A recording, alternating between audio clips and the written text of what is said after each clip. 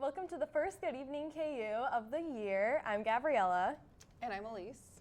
We're super excited to start this show off this year. It's going to be really fun. I'm really excited. You've done this before, haven't you? I have, yeah. I did it last semester, and it's really fun. It's a really great experience. You get to do on-camera stuff. You get to practice just talking, doing the news, all that kind of thing. But then you also get to learn all the behind-the-scenes stuff, like you get to run the cameras and the teleprompters, and it's just really fun way to, if you want to get involved in news and that kind of thing through the journalism school. That sounds super exciting. I'm super excited to be here. What's a piece of advice that you would give to a rookie like me? I would say just jumping into things, just kind of putting yourself out there. Like, I was really scared to host for the first time because you don't have a script and you're just talking, so just kind of go for it. And if you mess up, like, it's a learning experience. So, well, that's some great advice. That kind of thing. Yeah. So, did you go to the game last night? We had a big game against Iowa State. I did not. Did you? I didn't either. I had a few projects that I had to get done. Me there too. are a bunch of exciting things going on in the next couple of weeks. We have Rock Chalk Review. Yes, yeah. We are both in sororities, and we're both not involved in it directly, but we have a lot of friends who are involved in it. It's such a great thing. I'm super excited. Are you going to go watch it? I am, yes, I'm going to go watch it. And then Rock Chalk Review is actually a little program that sororities and fraternities put on. They sponsor Big Brothers and Big Sisters of Douglas County, and it's going to be on Thursday at the Lee Center, I believe. Yes. And then what is your sorority and who are they partnered with for the fraternity?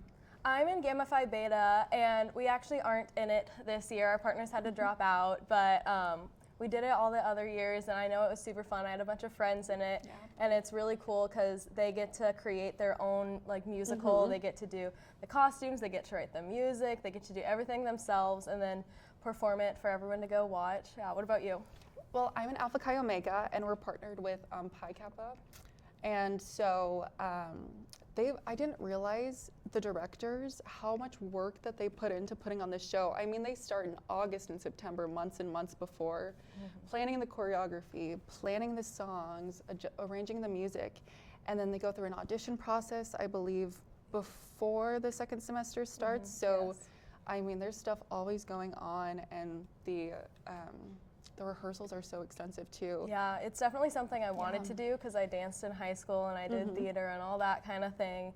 But the practices, it is a huge time commitment. They put in so much time and work, and so it would be really great for everyone to come support and watch. Absolutely, and especially because they do support Big Brothers and Big Sisters of Douglas County. So for everyone to come and show their support to not only Greek life and the organizations, but for Big Brothers and Big Sisters as well. Yeah, that's great.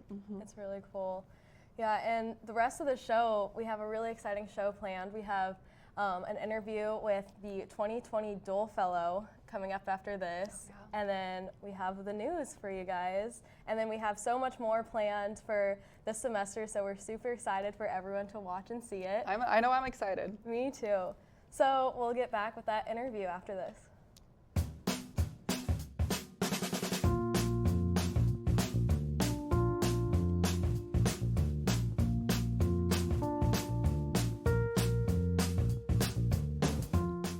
Shop local in the heart of the city, you support the people that make our community thrive.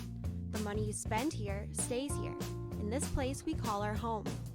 Lawrence, Kansas, where there's good old-fashioned hometown pride. Eat local, drink local, shop local.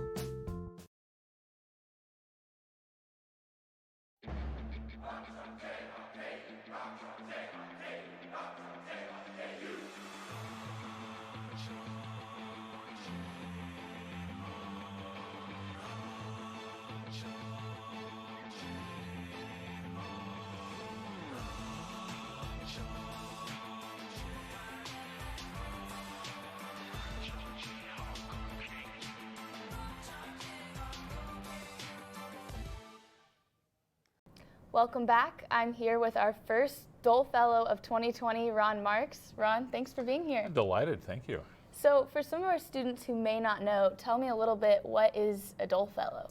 Well, this is interesting. It was built on the Dole Institute, which is essentially a memorial to Senator Robert Dole and his wife, Senator Elizabeth Dole. And they're involved in Washington politics, which took, almost over 50 years now. The fellowships really have tried to focus on issues in Washington or issues of the politics of the day. In my case, what they wanted to do was have someone come in and talk about intelligence, but also information in the 21st century and how it's being used and how it's being analyzed and how it's being presented to different kinds of policy people, whether or not it's a senator or a president or a chief executive officer. But again, the idea was to have, and in my case, we're going to do a 7-part series, bring different experts in from different parts of cyber world, which is a big world, and talk a little bit about what it looks like now that we're in the total information age. So what people do you plan on bringing back? What do you have planned for us? Well, I cage as many of my friends as possible. So Jen McLaughlin, who is the national security correspondent for Yahoo, will be coming back. Stephanie Pell, who is assistant professor with Army Cyber at West Point, will be coming to talk about how military is dealing with this world. In addition, I will have Roy Hartsfield, who actually worked for CIA up until very recently, and she was the head of human resources for their digital innovation directorate. To talk a little bit about what they're looking for now in the American intelligence community, which is sort of part of this grand world, and you know what kind of skill set they're looking for from people now. Also, a friend of mine, Randy Fort, who was the chief intelligence officer at U.S. State Department. He worked for Condoleezza Rice, and then a couple of other more senior guys who are senior analysts, both in the intelligence community and outside. Okay. Because one of the emphases on this is to make people understand that, you know, everybody talks about CIA for information and spying and all that. Right. But it's a big private sector area now, as well as the public sector. Well, do you have anything else you'd like to add for our students? Well, I would really, you know, I would really like to make the pitch, if you can, to come to these seminars. I think you're really going to have some.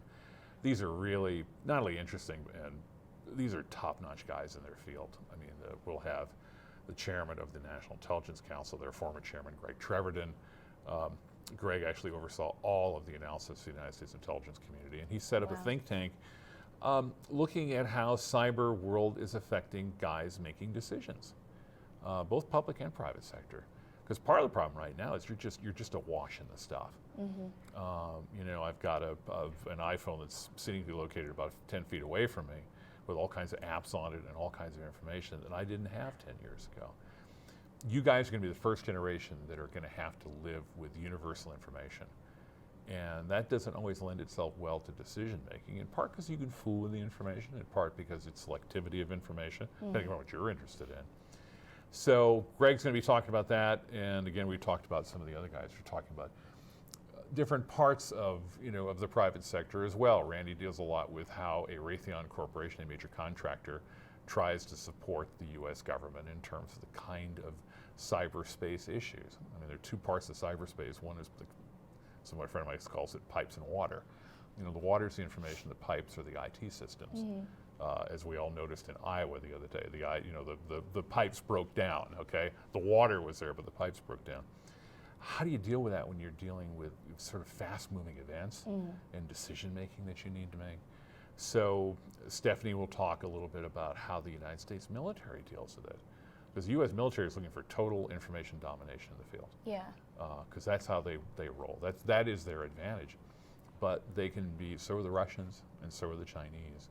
And so Mark Lowenthal and some of the others are going to talk about how the Russians and Chinese are dealing with this, because we concentrate on non-nation state for a long time, you know, like ISIS and all that. Bad news is that the Russians, who I thought I had defeated, are back, big time. And it's a real leverage in terms of, it doesn't cost much to do this, but you can do a lot of damage. And if you don't think so, you'll notice that we're still talking about the 2016 election here, on what was essentially a pretty cheap operation on their part. So that's really covering the field. This is about information, this is about intelligence, this is about public sector, it's about private sector. I think it's a good broad spread, and I hope everybody has a chance to come. I mean, I always know how difficult it is. You're in the middle of the term, and you know, you're trying to get all your stuff done. It's Wednesday afternoons at 4 o'clock, I believe it is. It's over at the Dole Institute, which is on the other side of campus over here. And I really invite everybody to come. It's going to be very informal. I mean, I'm going to be sitting there pretty much like you and I are right now, sans the table. We're going to have chairs out there, and I encourage people to come and ask questions. Yeah. This is not about hearing the beauties of my voice. This is about hearing the guests, but also hearing the questions that they want to ask. Well, it sounds great. Ron, thank you so much for being here with us today. You're entirely welcome. Delighted to do it. We'll be right back after the break. Have a nice day. You too.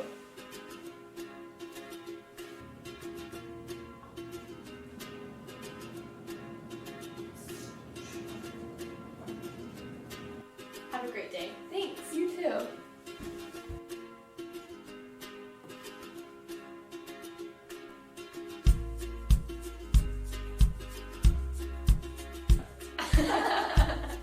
Make someone's day. Pay it forward. Good evening, I'm Julia.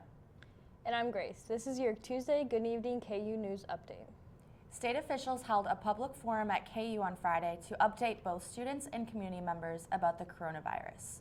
Nearly 1,500 people have died from the virus, which has its origins in China. In 2018, more than 1,000 Chinese students were enrolled at KU, and there has been concern that those students might face some discrimination.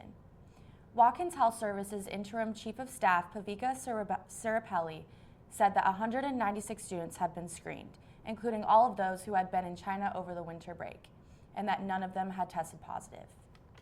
A week after the Oscars, the new #1 movie at the box office is Sonic the Hedgehog. While films based on video game characters are generally not popular, the new release starring Jim Carrey earned more than $50 million over its first week in the US and has made more than $100 million globally. A KU official announced on Friday that the Oliver Residence Hall will be closed permanently. The Residence Hall was closed for renovations after the 2018 and 2019 school year. The building was opened in 1966 and last underwent renovations from 2010 to 2012. In sports, the Jayhawks rolled to a 91-71 victory over Iowa State last night in Allen Fieldhouse. Sophomore Devon Dotson scored 29 points, including 6 3-pointers. After the game, Bill Self said the offense played great. Yeah, it was good to see him get the ball to go down, and he had an efficient game. I thought Mark had an efficient game. I thought Ochai was solid, and of course Christian was a great lift off the bench. So that we did some good things, but none was better than Devon tonight. At halftime, KU retired the jersey of former Big 12 Player of the Year Marcus Morris. Morris and his twin brother Markeith played for the Jayhawks from 2009 to 2011. In his speech, Morris thanked Coach Self despite their differences.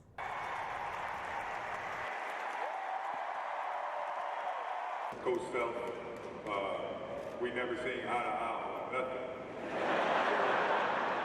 But man, what he did for me and my brother was special. Sort of the definition of hard work. He was a father figure to us. Former KU track standout Bryce Hoppel won the USATF Indoor National Championship this weekend in Albuquerque with a time of 1:46.67 in the 800 meters. Hoppel turned professional after his junior season so that he could train in the Olympic trials. He's currently ranked 9th in the world. And that will wrap it up for today's news update. Be sure to watch Jayhawk Jukebox tomorrow at 5:30 p.m.